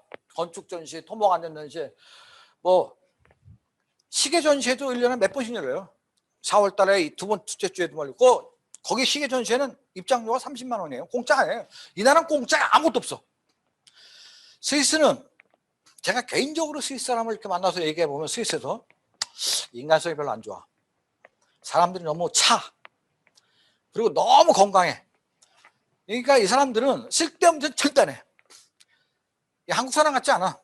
냉정한 사람들이야. 그렇지만 허튼 짓은 안 해. 절대로. 신용 딱 지키고.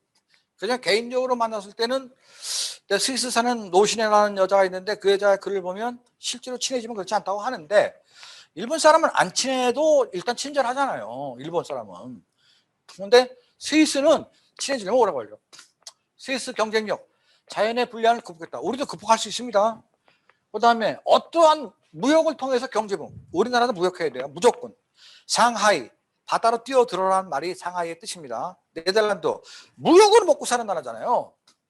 벤처 산업에 대한 과감한 지원, 기술 중시해야 됩니다. 고등학교 공고를 나온 사람이 3년 동안 현장에서 일하면 독일에서는 3년 후에 나는 공과대학에 가서 이론을 좀 더 배우고 싶다. 그러면 자연방으로 진학할 수 있는 조건을 줍니다. 우리나라는 공고를 나온 사람이 현장에 3년 있다고 해서 공과대학에 절대 못 가게 되어 있습니다.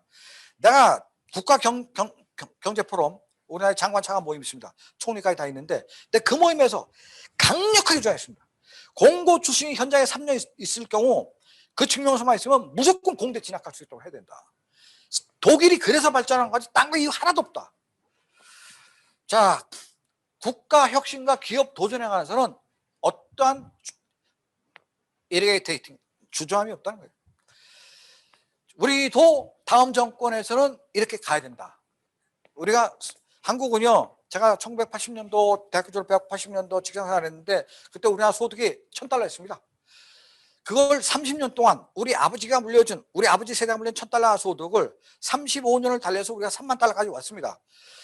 강철부대라는 요새 텔레비 프로를 보면 거기에 나오는 젊은이들이 얼마나 자랑스러운지 몰라요. 정말 멋있고 늠름하고 씩씩하고 용기 있고 현명하고. 나는 걔들한테 부탁합니다. 너희들 정도 버리면 $50,000 우리나라 바로 끌어올릴 수 있다. 이제 우리는 은퇴한다. 나는 나이가 이제 너무 많다. 67세가 내가. 너희들이 $50,000까지 끌어들여서 우리나라를 세계 5위의 강국으로 만들어주기를 부탁하고 부탁한다. 이렇게 말씀드리고 싶습니다. 감사합니다.